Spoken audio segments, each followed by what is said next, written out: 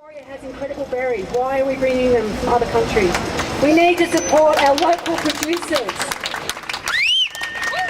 Why can I not drive 10 minutes to my local dairy and get my milk, my real milk? Why can I not do that when I'm not getting sick and none of us have gotten sick? But I can still buy those berries in supermarkets in Australia, but I can't go to my local dairy and support him, give him 4 times the amount he's getting from his from the dairy. Why is this so ludicrous?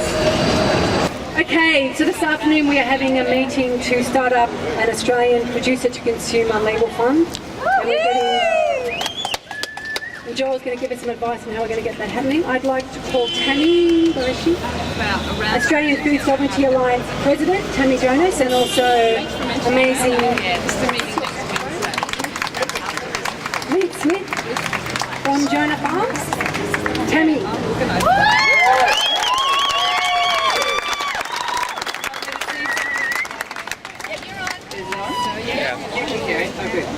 Lovely to see so many people here who care about fair food and who are prepared to stand up to the Australian government, because I know I'm a migrant. I know what the differences between the American streak who fights their government all the time and the Australians who aren't that as keen to fight the government as often. But I think it's time, don't you? I think the raw milk thing is an example where it's time. And I think today we actually came to talk about fair food. The raw milk story certainly set a lot of us off in terms of unfairness and governmentality. A lot of other things have been setting us up, like egg stamping. I'm sure some of you are aware that you have to stamp every egg now so it can be sold, so that you can identify where that egg came from if you go digging for your eggshells after you've eaten and got sick from the egg, because that makes perfect sense, doesn't it? So there are a lot of things happening in regulation right now, but what is regulation actually for? I think our government's forgotten what it's actually for. Regulation protects us from invisible systems. The people here talking about food are growing food or buying food in deeply local connected systems. We need a different form of regulation. You don't need to be protected from me and my pig farm. Or maybe you do. I am a butcher. You don't need to be protected from people like us. You need to be protected from whoever sold those bloody berries from China. Yes. You need protection from that. Where's our government when that's happening? So if regulation is about protecting us from invisible systems, why did the regulators come and destroy all my salamis last winter? You know how they came and they did the raw milk police thing in South Australia last year? They came and destroyed all the raw milk in South Australia. Well, they came to my farm, our farm, last year, and they destroyed the salamis that were our salamis, because we sell other meat products, and they decided our salamis were a health risk.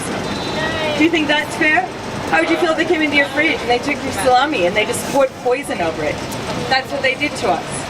So we're standing up now. We were quiet for a while, like every other producer or every other butcher who gets handled in that way by the regulators, and we're not going to be quiet anymore, because that's bullshit.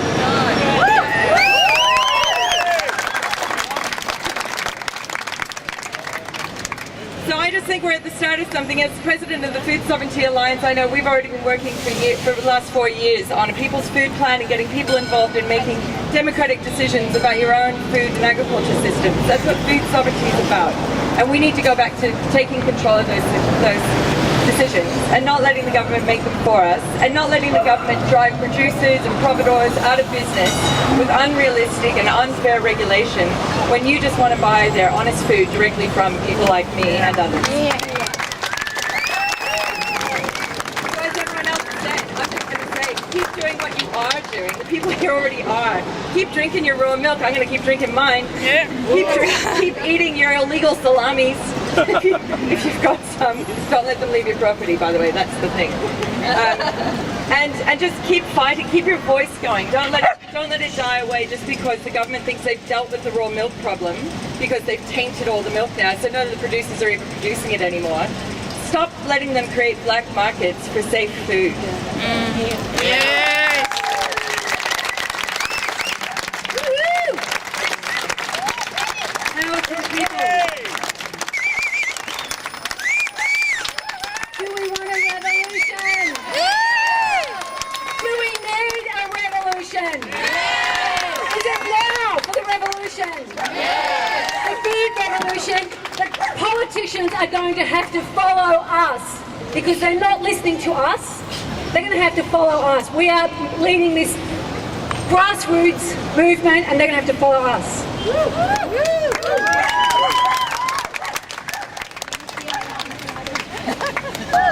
So we have to keep moving, we have to keep pushing, we have to ring, we have to write letters. That's the only way they're going to take notice of us. If we keep making noise, we are not going to take this lying down. Old MacDonald had a farm, E-I-E-I-O, and on that farm he had a cow, E-I-E-I-O, with a moo-moo here and a moo-moo there, here a moo, there a moo, everywhere a moo-moo. Old MacDonald had a farm, E-I-E-I-O. Do we want robotic dairies? No!